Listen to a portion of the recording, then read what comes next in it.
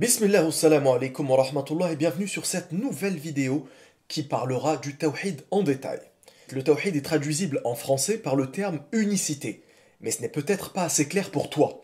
En langue arabe, une des façons les plus simples d'expliquer une chose est de l'expliquer par son contraire. C'est quoi le froid? C'est le contraire du chaud. C'est quoi l'amour? C'est le contraire de la haine. Eh bien la façon de définir le plus simplement le tawhid est de connaître son contraire qui est le shirk. Le shirk, c'est l'associationnisme, le pire des péchés, le seul qu'Allah subhanahu wa ta'ala ne pardonne pas, hormis si la personne se repent bien entendu. Quelle est la preuve de ce que j'avance? Allah subhanahu wa ta'ala dit dans la sourate An-Nisa verset 48, dans le sens « Certes Allah ne pardonne pas qu'on lui donne d'associés. À part cela, il pardonne à qui il veut, mais quiconque donne à Allah un ou des associés commet un énorme péché. » Beaucoup croient à tort que le shirk, c'est le simple fait de se prosterner devant une statue ou encore de croire en plusieurs divinités. Sache qu'en réalité, le shirk est beaucoup plus large et se cache dans des subtilités dont tu ne te doutes même pas. C'est la raison pour laquelle les savants, les gens de science, ont divisé le tawhid en plusieurs catégories. Le tawhid al-rububiyya, le tawhid dans la seigneurie, le tawhid al-uluhiyya, le tawhid dans l'adoration, et le tawhid fi asma wa sifat, le tawhid dans les noms et attributs. Je vais aborder le sujet catégorie par catégorie afin que tu maîtrises mieux toutes ces subtilités. Et ça commence tout de suite. Le tawhid fi asma wa sifat, dans les noms et attributs. Définition simple. C'est le fait d'unifier Allah par les noms avec lesquels il s'est lui-même nommé dans le Coran et ceux par lesquels le prophète sallallahu alayhi wa sallam l'a décrit. Pour faire très simple, premièrement, c'est le fait de ne jamais attribuer à qui que ce soit ou à quoi que ce soit un attribut que seul Allah subhanahu wa ta'ala détient. Exemple, une personne qui va voir un voyant et qui croit vraiment ce que le voyant lui dit. Dans cet exemple, la personne tombe dans le shirk, l'association. Pourquoi? Car seul Allah a la capacité de voir et de connaître l'invisible. Sans s'en rendre compte, elle a associé Dieu dans son attribut d'omniscience.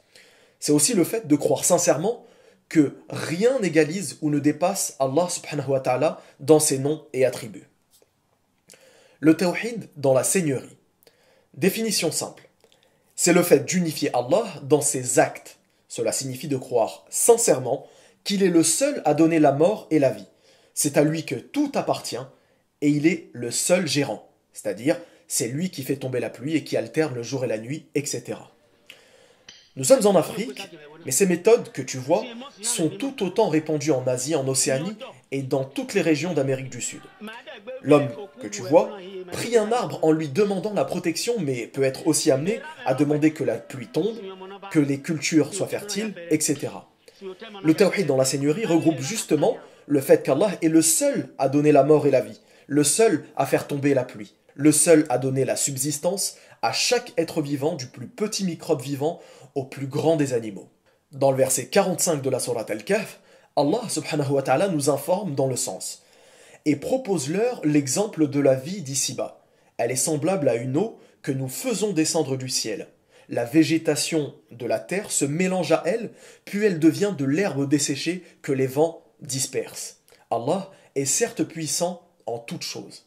Ce verset est très clair. Seul Allah subhanahu wa ta'ala fait descendre du ciel la pluie qui suit son cycle.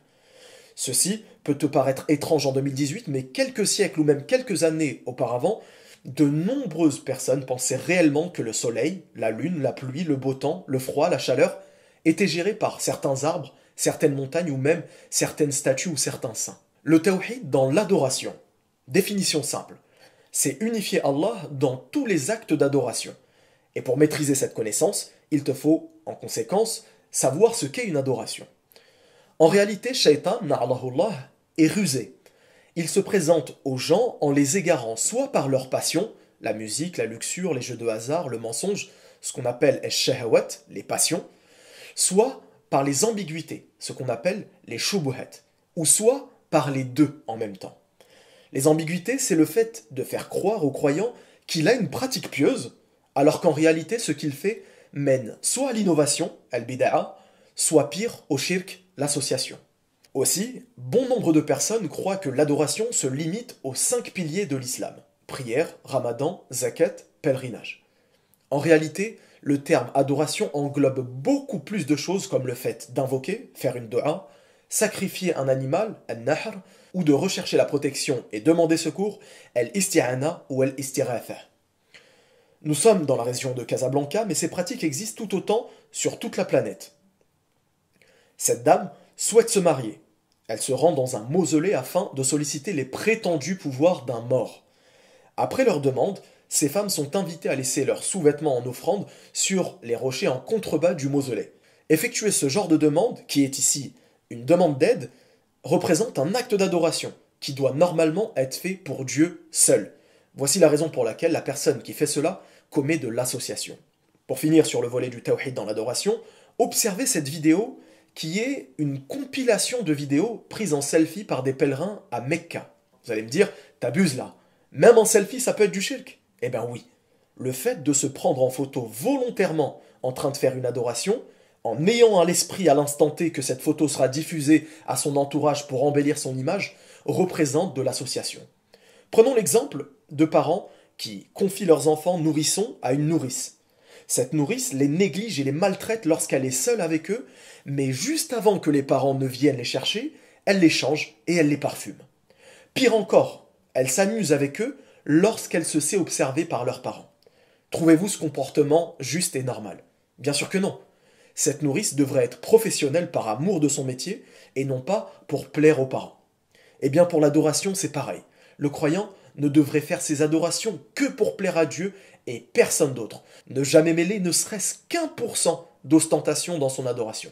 Car si on mêle à son adoration de l'ostentation, alors l'adoration n'est pas acceptée.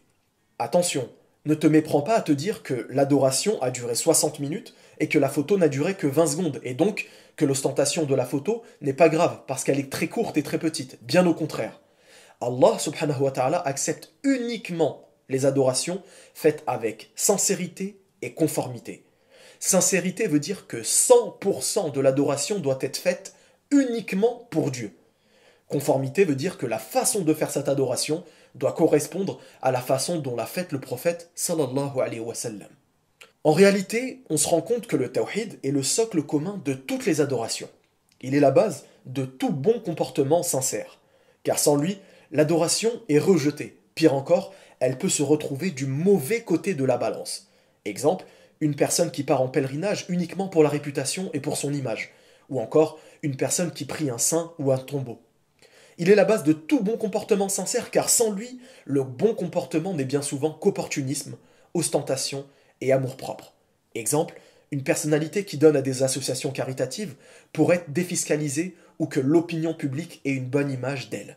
Bien entendu, si les savants ont divisé le tawhid en plusieurs catégories, c'est uniquement dans le but de le faire plus simplement comprendre aux gens. Le manque ou l'absence de science fait que certaines personnes se disent musulmanes, mais font de l'association sans même s'en rendre compte. Le but ultime étant de maîtriser parfaitement ce sujet, afin de ne jamais tomber dans ce péché énorme. Pour finir, sachez que cette science est la science à maîtriser avant même de maîtriser à faire la prière ou à jeûner le ramadan. Raison pour laquelle une personne qui se convertit ou un enfant en bas âge qui étudie doit débuter par la maîtrise de ce sujet. Sachez que le prophète sallallahu alayhi wa sallam a appelé au tawhid pendant 10 ans, avant même que la prière soit prescrite par Allah subhanahu wa ta'ala. Pourquoi? Car Allah subhanahu wa ta'ala savait bien la situation des gens du peuple de Muhammad sallallahu alayhi wa sallam. Il savait que leur cœur était gangréné par l'associationnisme et le polythéisme. N'hésitez pas à laisser vos réactions en commentaire. N'hésitez pas à laisser d'autres sujets à traiter qui vous intéresseraient. Barakallahu fikum. Wassalamu alaikum wa rahmatullahi wa barakatuh.